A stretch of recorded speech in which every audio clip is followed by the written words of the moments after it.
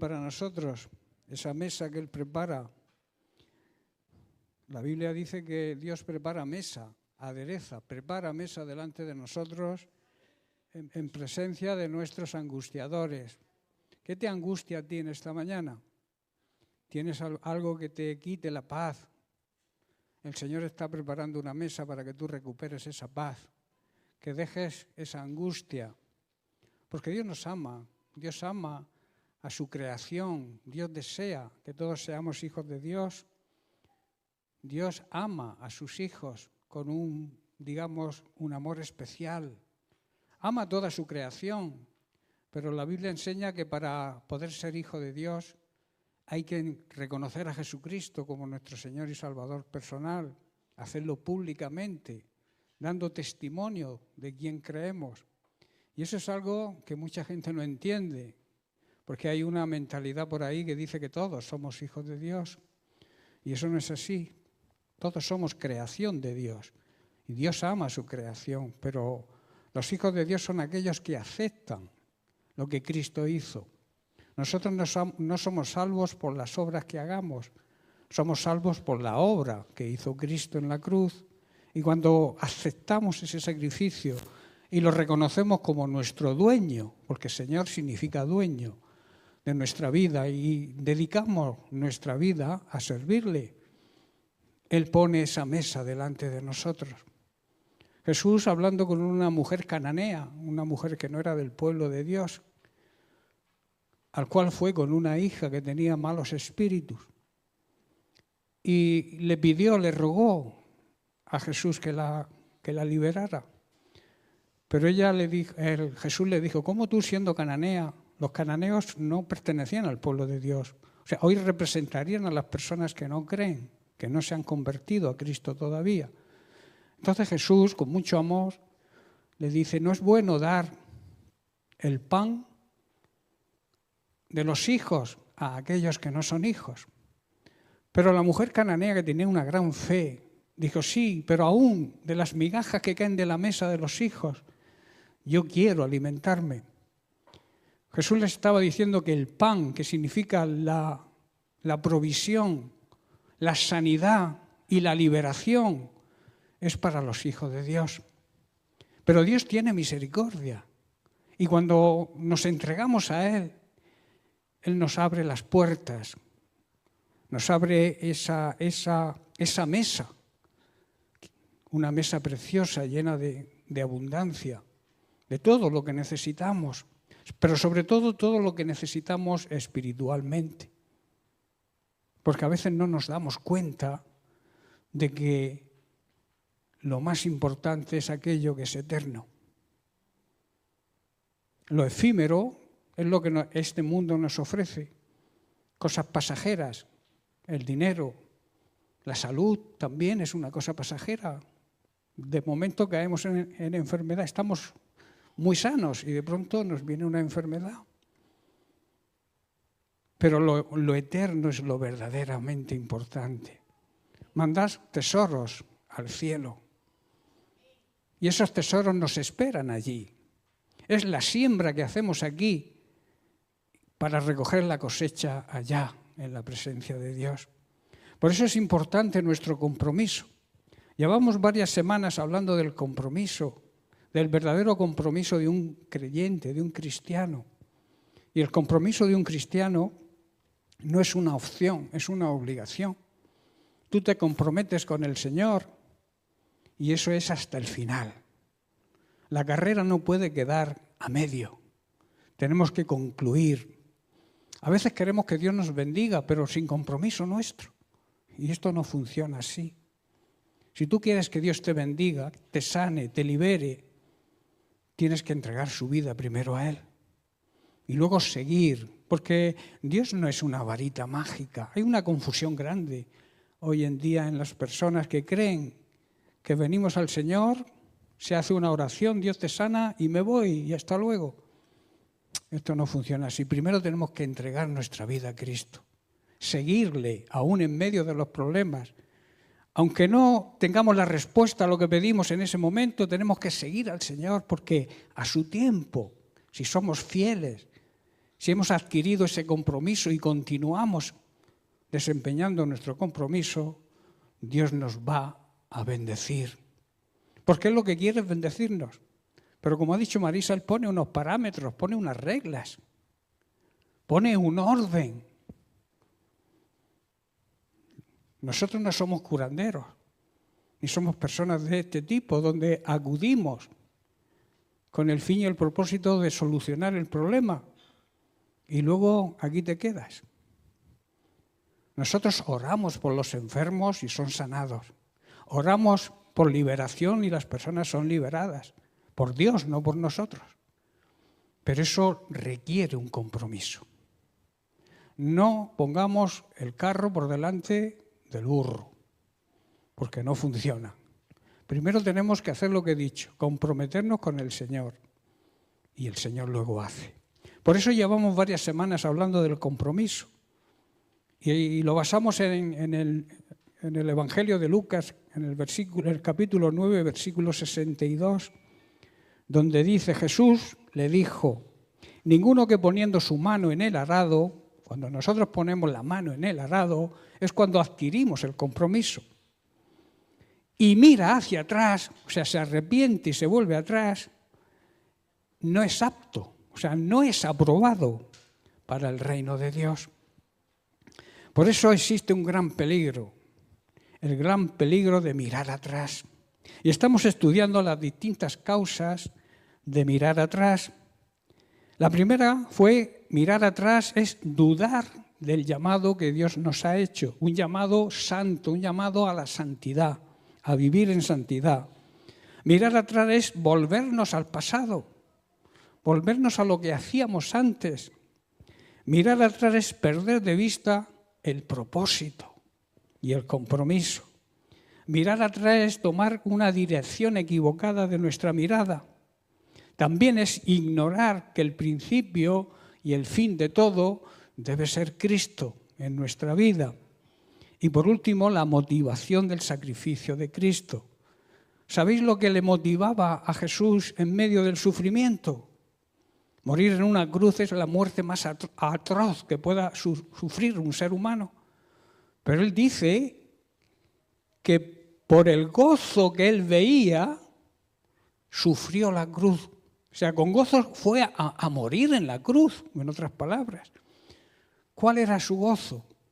Precisamente es ver millones de personas convertidas. Ese era el gozo, verte a ti o verte a mí convertidos a Él. Y por eso sufrió la cruz, por eso murió en nuestro lugar. Tratamos de lo que significa perder para ganar. ¿Os acordáis? Mateo capítulo 16, verso 25, Jesús dice: porque todo el que quiera salvar su vida, la perderá. Y todo el que pierda su vida por causa de mí, la hallará. Dicho de otra manera, es de sabios dar lo que no puedes retener para ganar lo que no puedes perder. Una frase de un misionero joven que murió martirizado, Jim Elliot, que lo dijo momentos antes precisamente de ser ajusticiado. Y estuvimos viendo lo que no podemos perder. Lo que no podemos retener, vimos en primer lugar. ¿Qué no podemos retener? La vida misma nuestra, es breve. Tú no puedes retener, tú no puedes añadir un minuto más a tu vida. Tú no puedes retener tu vida. Las riquezas también se esfuman, desaparecen. La Biblia dice que se ponen como alas y salen volando como las águilas. Las riquezas desaparecen. La fama y el aplauso de la gente también desaparecen. Ahora, lo que debemos darle al Señor, estamos trabajando en este tema, primeramente debemos darle nuestra vida, entregar nuestra vida, dedicar nuestra vida, puesto que Él nos ha demostrado su gran amor, su gran misericordia, ha muerto en la cruz por nosotros. A nosotros nos queda dedicar nuestra vida a Él. Y él dice que cuando buscamos el reino de Dios y su justicia, cuando buscamos que el reino de Dios avance, Él nos provee de nuestra necesidad. A veces cambiamos el orden, estamos preocupados por nuestra necesidad y nos despreocupamos del avance del reino de Dios. Pero eso, repito, es al revés. Tú dedícate a servir a Dios, a dedicar tu vida a servir a Dios, y Él se va a preocupar de que no te falte de nada de lo necesario. Quizá tú le pidas algún capricho, que Dios a veces también nos concede cuando somos fieles a Él. Pero a veces priorizamos los caprichos a la bendición de Dios. Como suelo decir yo, a veces nos preocupamos más de la bendición que de aquel que nos bendice, que es Dios. En Gálatas capítulo 6, verso 7, el apóstol Pablo lo expresa de la siguiente forma: todo lo que el hombre sembrare, el ser humano, las personas siembran, eso también segarán. Esto significa que lo que le damos hoy a Dios es siembra para mañana, para la eternidad, y lo que le retengamos hoy lo perderemos. Aquello que quieras retener al final lo vas a perder. La cosecha en la eternidad será gloriosa. Debemos dar también nuestro tiempo, nuestra fuerza, nuestra juventud. A veces pensamos, soy joven, ya tendré tiempo de servir y de seguir al Señor. Al Señor hay que darle las primicias de nuestra vida. Por eso si eres joven, mejor, más tiempo tienes para servir al Señor. Yo me convertí con 30 y... ¿Cuánto, Marí? ¿Que tú ya la cuenta? 33 o 34. Ojalá me hubiera convertido a los 10 o 12 años. Más tiempo hubiera glorificado a Dios por la bendición de esos años que Dios, aunque cuidó de nosotros, pero no es lo mismo. Cuando somos de Cristo, cuando le pertenecemos a Cristo, Dios nos ama de una manera especial. Por eso debemos darle nuestras primicias. Hablamos la semana pasada de las primicias. Las primicias es lo primero de cada cosa. Darle a Dios el primer minuto cuando abrimos los ojos. Y si es una hora, mejor. Pero dedicar el primer pensamiento, la primera palabra de agradecimiento a Dios cada mañana. Hablamos también de los silencios de Dios. Uno de los aspectos de la vida cristiana que a veces no entendemos es cuando clamamos y Dios parece que no responde. ¿Qué hacer cuando lo único que recibimos es silencio de parte de Dios? El silencio significa que Él está trabajando y quizá te dé algo más grande incluso de lo que tú deseas.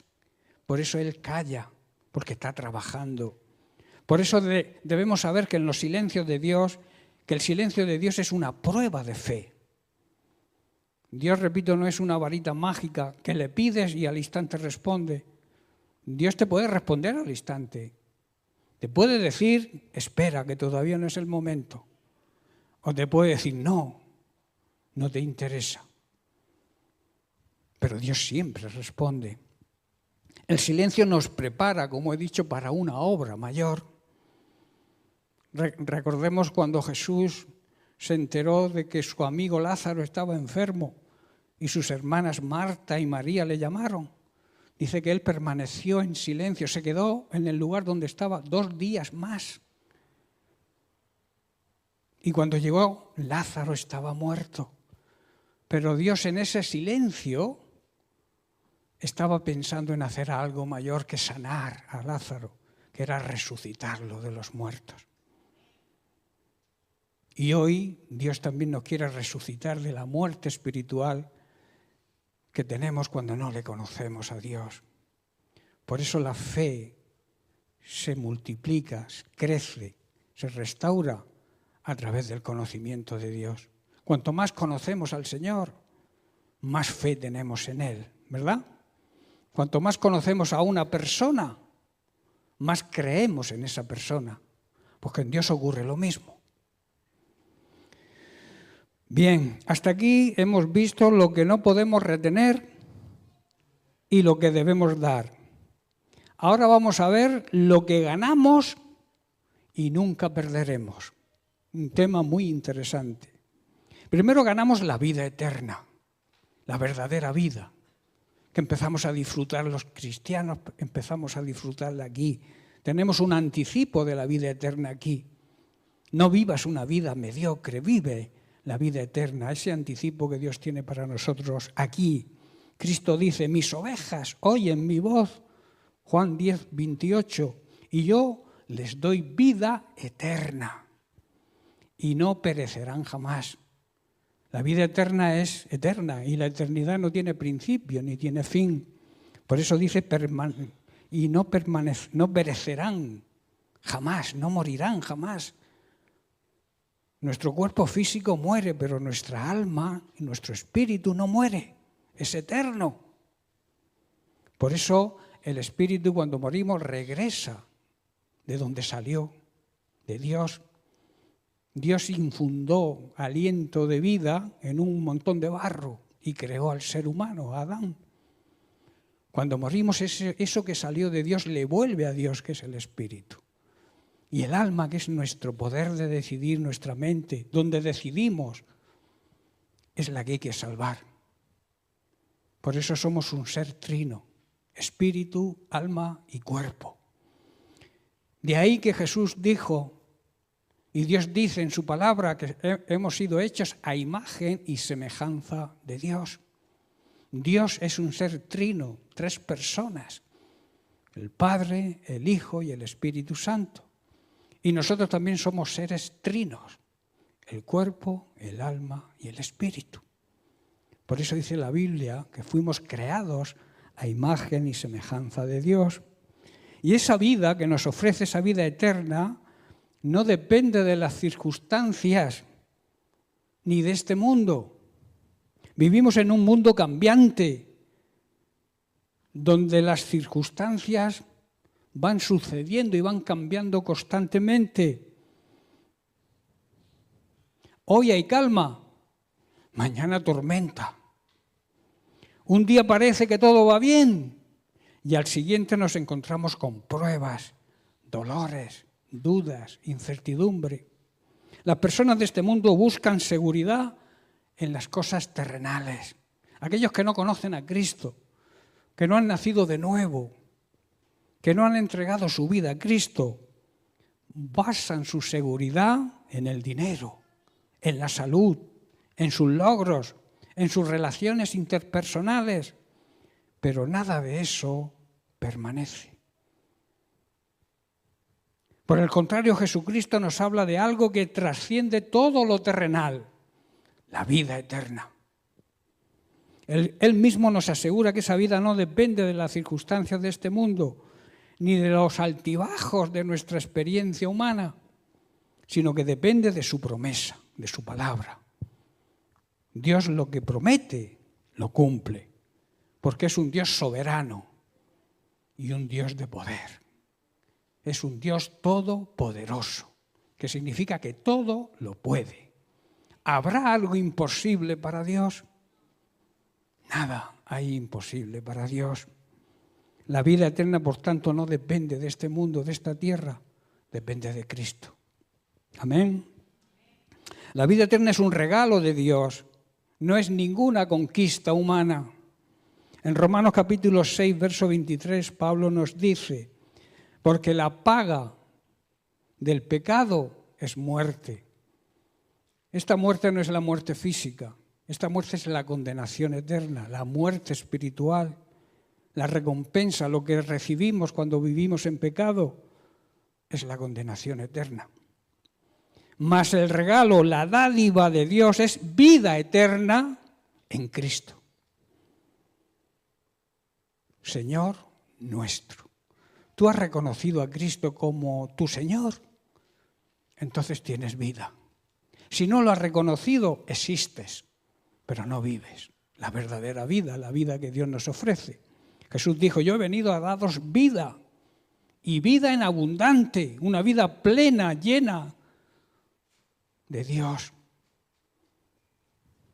La vida eterna no se gana con obras, no se compra con dinero, ni con todo el oro del mundo, y tampoco se negocia. Es un regalo, es una dádiva. Y como todo regalo, depende del que lo hace y no del que lo recibe, ¿verdad? El mundo está acostumbrado a que todo aquí se consiga con esfuerzo, y eso no es malo, esforzarnos para conseguir metas. El trabajo, el título académico, universitario, la casa, el coche, la reputación, todo eso nos es lícito. Pero la vida eterna es algo distinto. No depende de lo que hacemos, sino de lo que Cristo ya hizo en la cruz. Y cuando lo aceptamos y recibimos como Señor y Salvador, nos hacemos dignos acreedores para recibir el regalo de la vida eterna. Este regalo no depende de nuestras buenas obras que hayamos hecho para merecerlo quizá, o que pensamos que hemos hecho y por eso merecemos esa vida, sino de lo que Cristo ya hizo. El regalo, por tanto, no depende de lo que hacemos, sino de lo que Dios ya hizo. Y lo hizo por amor, porque Dios es un Padre bueno, es nuestro Dios y Padre celestial. La vida eterna la recibimos por ese gran amor del Padre y a través del Hijo. Y nuestra aceptación, claro está, si no aceptamos el regalo, ¿lo vas a disfrutar? Si yo te ofrezco un regalo y no lo quieres, ¿vas a disfrutar del regalo? Imposible, pues. Con Dios pasa lo mismo. Él te ofrece el regalo de la salvación, pero tú tienes que aceptarlo, decir, dámelo, lo quiero. Y eso me compromete. Porque, repito, Dios no es una varita mágica.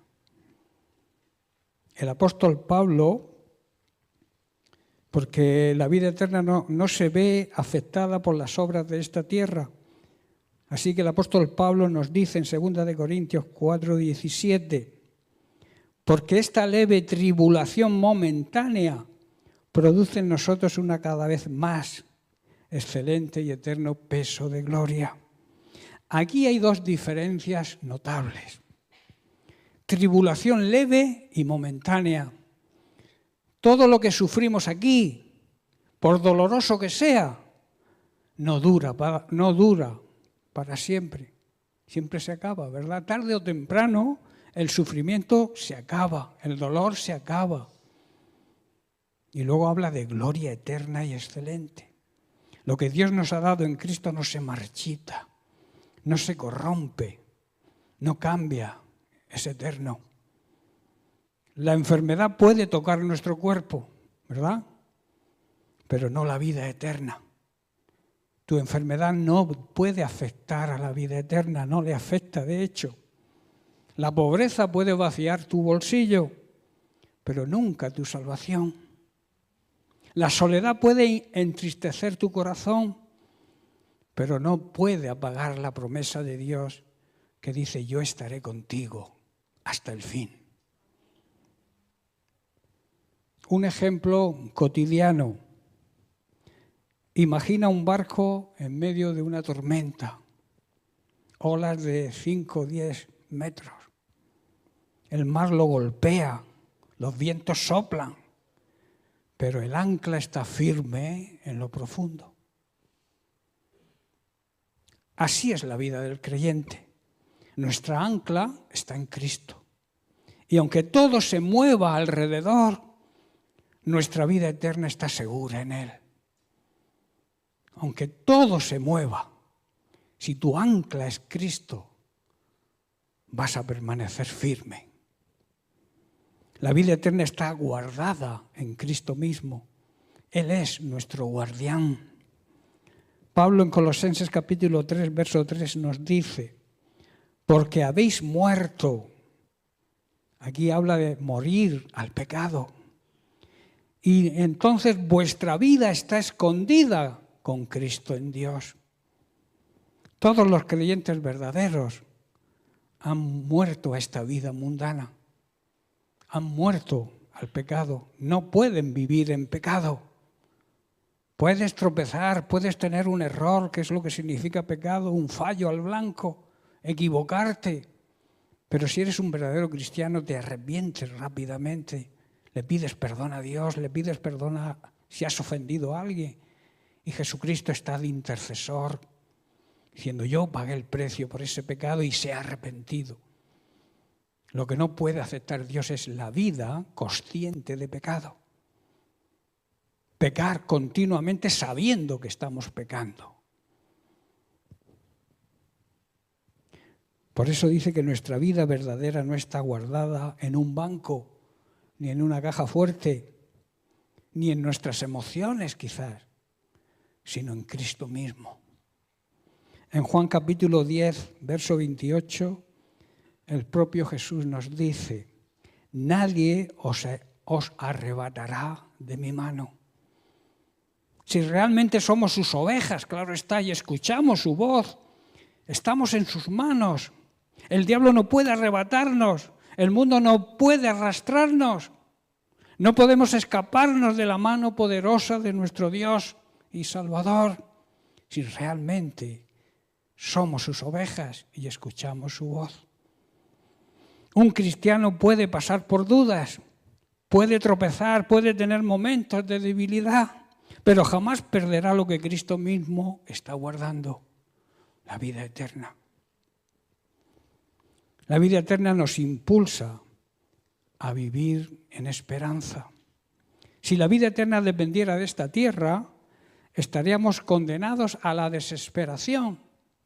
Pero al depender de Cristo, podemos vivir con confianza y esperanza, aún en medio de las circunstancias más difíciles.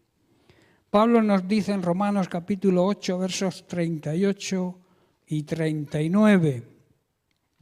Dice: por lo cual estoy seguro de que ni la muerte, ni la vida, ni ángeles, ni principados, ni potestades, ni lo presente, ni lo porvenir, ni lo alto, ni lo profundo, ni ninguna cosa creada nos podrá separar del amor de Dios que es en Cristo Jesús, Señor nuestro. Nada ni nadie nos puede separar del amor de Dios si somos sus ovejas y escuchamos su voz. Debemos, como Pablo, estar convencidos de que nada podrá jamás separarnos del amor de Dios. Yo te pregunto, ¿tienes tú esa convicción? ¿Estás convencido de eso? Ni la muerte ni la vida, dice. Sea que vivamos o que muramos, somos del Señor, dice la Biblia. Ni ángeles, ni demonios, ni nuestros temores de hoy, ni nuestras preocupaciones de mañana, ni siquiera los poderes del infierno pueden separarnos del amor de Dios. Ningún poder en las alturas ni en las profundidades de la tierra, de hecho nada en toda la creación, podrá separarnos del amor de Dios. El amor de Dios es inseparable, está pegado, adherido a nosotros. Y ese amor fue revelado en Cristo, porque murió en nuestro lugar. Nos demostró la mayor prueba de amor, es morir por sus enemigos, porque todo aquel que vive en pecado es enemigo de Dios. Y Él murió por los pecadores, murió por sus enemigos. Hay quien dice que es más fácil perdonar a un enemigo que a un amigo, ¿verdad? Porque quizá tu enemigo aún no te haya hecho nada, pero si un amigo te hace algo... No sé quién dijo esa frase, pero la oí hace unos días y dijo precisamente eso, que era más fácil perdonar a un enemigo que a un amigo. Cristo nos perdonó, siendo sus enemigos, para convertirnos en amigos de Él. Esta es la seguridad, por tanto, del creyente. Nada nos separará del amor de Dios, porque la vida eterna no depende de lo que este mundo nos ofrece, depende del cielo. Cuando todo a tu alrededor se mueva, recuerda esta verdad: tu vida eterna no depende de las circunstancias, sino de la gracia de Dios, que fue demostrada en Cristo Jesús, porque la gracia Si buscáramos una denominación de la gracia, gracia es igual a Cristo. Porque gracia es un regalo y Dios nos regaló a Cristo para que fuéramos salvos.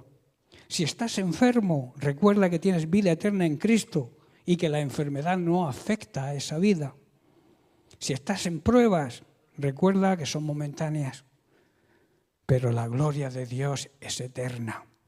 El cielo es eterno. Si el mundo se derrumba a tu lado, recuerda que tu vida está escondida en Cristo. Vivamos, pues, con gratitud, con esperanza y con firmeza, porque lo eterno no se pierde, lo eterno no cambia, lo eterno está en Cristo. La segunda cosa que ganamos es la comunión íntima con Dios. El que vive para Cristo, aunque pierda todo lo demás, nunca podrá perder la comunión con el Padre. Esa relación es el tesoro más precioso que tenemos. Ese poder relacionarnos en intimidad con nuestro Dios y Padre Celestial es un tesoro enorme que debemos valorar. Como cualquier tesoro, a veces lo guardamos y tenemos una joya de oro, la guardamos bien, la caja fuerte, porque sabemos que tiene un gran valor. Pero la salvación, la vida eterna, esa comunión con Dios es uno de los mayores tesoros que tenemos. Por eso en Filipenses capítulo 3, verso 8, Pablo hace la siguiente declaración. Dice, y ciertamente, o sea, seguro, tengo la seguridad, que aún estimo todas las cosas como pérdida por la excelencia del conocimiento de Cristo Jesús, mi Señor, por amor del cual lo he perdido todo. Y añade unas palabras de gran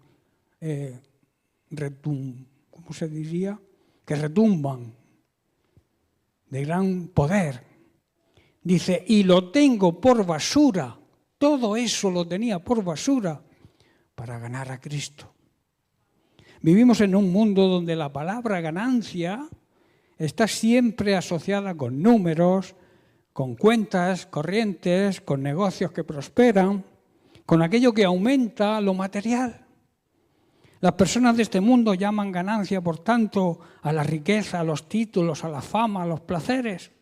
Sin embargo, el apóstol Pablo, desde una cárcel, quiero hacer énfasis, que cuando escribe estas palabras estaba encarcelado, nos enseña cuál es la verdadera ganancia del cristiano, la comunión íntima con Dios. La verdadera ganancia, por tanto, del cristiano no es lo que este mundo nos ofrece, que se acaba, se desgasta y se pierde, sino la riqueza eterna que es conocer a Cristo y caminar con Él día a día. Esa comunión íntima con el Señor es el mayor tesoro, repito. La ganancia verdadera no está en lo que tenemos materialmente hablando, sino con quién estamos y quiénes somos. Pablo, como fariseo, había tenido posición. Era una persona de grandes títulos académicos, conocimiento, prestigio. Se crió a los pies de Gamaliel. Pero cuando conoció a Cristo, todo eso para él era basura. Lo que antes parecía ganancia se volvió pérdida, porque encontró algo incomparable. Encontró la verdadera ganancia, andar en comunión con el Señor. El hombre natural, incrédulo, dice, gano cuando acumulo riquezas. El creyente dice, gano cuando me acerco más a Dios. Un ejemplo, una persona puede tener una gran cuenta corriente, pero si está vacía de la paz y del amor de Dios, vive sin Dios, vive en miseria espiritual. En cambio otra, aunque no tenga abundancia material, si camina en la comunión íntima con Cristo, es verdaderamente rica. ¿Estás comprendiendo? La comunión con Dios es la fuente de toda fortaleza.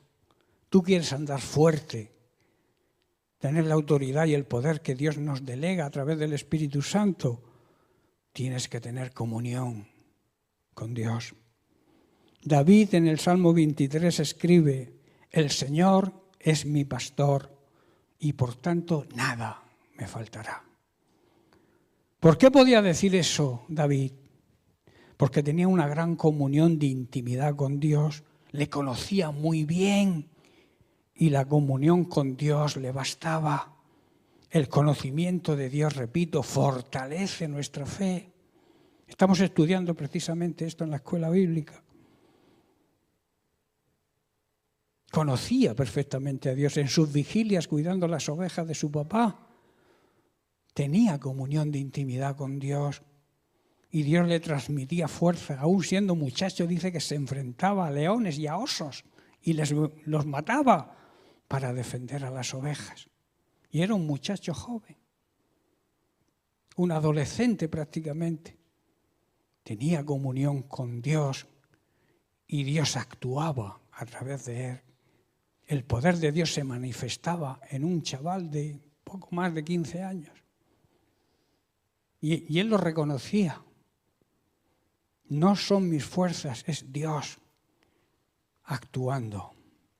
Y por eso Dios le contestaba, porque tenía una gran comunión de intimidad con él. Si analizamos la Biblia, vemos que en las pruebas, en las batallas, en las soledades, lo que sostuvo siempre a los siervos de Dios no fueron las circunstancias favorables, sino su comunión con Él. Daniel, en el foso de los leones, fue sostenido por la comunión que tenía con Dios. El fuego lo rodeó, pero no le quemó. ¿Por qué? Porque conocía perfectamente aquel a quien servía. Pablo en la cárcel cantaba himnos junto con Silas, porque su ganancia no estaba en la libertad física, sino en la presencia de Dios. El que vive cerca de Dios, aunque lo pierda todo, no está derrotado. Al contrario, ha ganado lo esencial, la compañía fiel de aquel que nunca nos abandona. La comunión íntima con Dios transforma nuestra vida. Cuando Moisés bajaba del monte, después de hablar con Dios, dice que su rostro resplandecía. La presencia de Dios nos cambia. La gente lo nota cuando estamos en la presencia de Dios. Si la gente no nota que eres cristiano, es porque te falta tiempo en la presencia de Dios para que puedas reflejar ese resplandor, ese sol de justicia que es nuestro Dios. La comunión íntima con Dios deja huellas en nosotros, transforma nuestro carácter. Si tenemos un carácter difícil, áspero, duro, en la presencia de Dios, Dios lo cambia, lo va moldeando a la imagen de Cristo. También la comunión íntima fortalece nuestra fe, moldea nuestra manera de hablar, nuestra manera de actuar y también nuestra manera de amar, que a veces amamos de una forma egoísta. El amor mundano dice, si me amas tienes que darme. El amor de Cristo dice, porque te amo te doy. ¿Veis la diferencia? El mundo busca cambiarnos desde fuera, pero la verdadera transformación ocurre en la presencia de Dios, en esa comunión secreta donde el alma se rinde y entonces el Señor puede obrar. Un ejemplo cotidiano, el carbón al estar cerca del fuego se enciende, ¿verdad? De la misma manera el cristiano en comunión íntima con Dios se enciende espiritualmente. El fuego del Espíritu Santo lo enciende, lo aviva. Y las manifestaciones del Espíritu Santo se producen. La comunión con Dios es el anticipo de nuestra ganancia eterna. En Apocalipsis capítulo 21, verso 3, dice, he aquí el tabernáculo de Dios con los hombres, y Él morará con ellos, y ellos serán su pueblo, y Dios mismo estará con ellos como su Dios. El hogar, hermanos, la casa de Dios ahora está entre su pueblo. su iglesia. Él habita en medio de su pueblo, de su iglesia. Somos su tabernáculo, somos su templo santo. Él vive con nosotros y nosotros hoy somos su pueblo. Dios mismo está morando en medio de nosotros. Pero debe notarse que Dios mora en nuestro hogar. No solamente aquí en la iglesia, sino en nuestro hogar, en nuestro trabajo, en nuestra relación con la familia, en el instituto, en el colegio. El mundo tiene que ver que tenemos comunión con Dios y que Dios habita en medio nuestro. La comunión que ahora disfrutamos en oración, en leer, en meditar y en escuchar su palabra y en la adoración es solo, digamos, un anticipo de la plenitud que viviremos por la eternidad. En 1 Corintios capítulo 13, versículo 12, Pablo nos dice: hoy lo vemos en parte, pero un día le veremos cara a cara. Ahora vemos todo de manera, digamos, imperfecta, incompleta. Vemos como reflejos, pero luego veremos todo con perfección y claridad. Todo lo que ahora conocemos de manera parcial e incompleta, luego lo conoceremos por completo, porque veremos a Dios cara a cara. Tremendo, ¿verdad? Por eso todo lo que invirtamos en cultivar la comunión con Dios no es pérdida, sino la mayor de las ganancias. La vida cristiana no se mide por cuánto tenemos en la tierra, sino por cuánto andamos en la presencia de Dios y cuántos tesoros estamos mandando al cielo. El mundo llama ganancia al oro, la plata, el dinero, las posesiones, el placer. El creyente verdadero llama ganancia a la intimidad con Cristo. El mundo llama ganancia a la fama.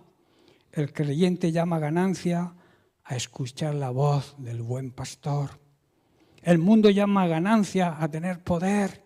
Todos estos políticos que se creen los amos del mundo, se creen tener poder, pero ese poder es efímero. Ese poder se acaba porque van a morir como todos. El creyente llama ganancia a estar de rodillas en la presencia y en la comunión con Dios. Esa es la verdadera ganancia. Que podamos decir como Pablo: todo lo tenemos por basura para así poder ganar a Cristo. Porque la mayor ganancia del cristiano no está, repito, en la tierra, sino en la comunión íntima con Dios. Y en tercer lugar ganamos, y ya estoy terminando, ganamos la corona incorruptible. En 2 Timoteo capítulo 4, versículo 8, Pablo dice: me está guardada la corona de justicia. Esto no habla de la salvación, sino de la recompensa a nuestra fidelidad a Dios hasta el final. Somos salvos, pero ¿cómo nos presentaremos en la presencia de Dios? ¿Con las manos vacías? ¿Que nos avergoncemos cuando tengamos que entregar cuentas a nuestro Creador?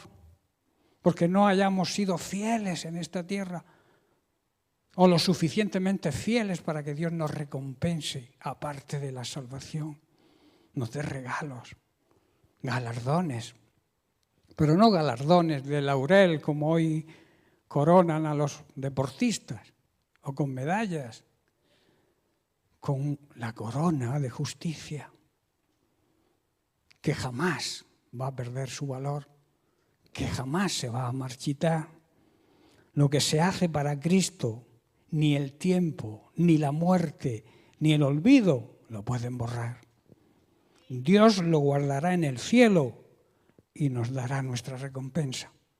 Cosa que no tendremos si nos presentamos con las manos vacías. Esta es la lógica del reino. Se pierde para ganar, se muere para vivir, damos para recibir.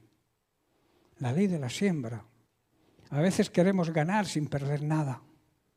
A veces queremos vivir sin morir a nuestro yo, sin morir a nuestro egocentrismo, La Biblia dice que debemos coger cada día la cruz. Y esto, como algunos creen, sobre todo los religiosos, que no conocen bien la palabra de Dios, creen que es una enfermedad, que la cruz es una enfermedad, que hay que soportarla y que llevarla. La cruz no es ninguna enfermedad. La cruz es un símbolo de muerte. Y cuando Jesús dice que cojamos la cruz, significa que tenemos que tener la cruz cerca para crucificarme yo. Crucificar mi yo. Una persona que está siempre con el yo en la boca es una persona egocéntrica. Se idolatra a sí misma. Y la idolatría sabemos que nos aparta de Dios, porque Dios no ama a las personas idólatras. La cruz simboliza muerte. Muerte a nuestro ego, a nuestro yo, a nuestras pasiones, a nuestros placeres, para vivir para Cristo. El joven rico dice que se fue triste porque no estuvo dispuesto a dar lo que no se puede retener, las riquezas y los bienes materiales. Tú puedes tener hoy mucho, viene una crisis y mañana no tienes nada. Y a veces nos atamos, no queremos dejar eso. Y eso no lo podemos retener, porque llega un momento en que lo vamos a perder. Pero el joven rico dice que no estuvo dispuesto a dar lo que no podía retener para ganar lo que no podía perder, la salvación. Recuerda las palabras de Pablo y termino con esto. Lo que para mí era ganancia, lo he considerado, lo he estimado como pérdida por amar a Cristo, por el amor de Cristo. Hoy tenemos, hermanos, la misma invitación y termino con la siguiente pregunta. ¿Estamos dispuestos a dar lo que no podemos retener para ganar aquello que no podemos perder? Amén. Dejo la pregunta en el aire y responderse vosotros mismos. Es importante entender que lo verdaderamente real y auténtico y que va a cambiar nuestra vida es la presencia, la intimidad con Dios, andar en obediencia sobre todo a Dios. Bien, porque Dios les bendiga, seguiremos la semana que viene.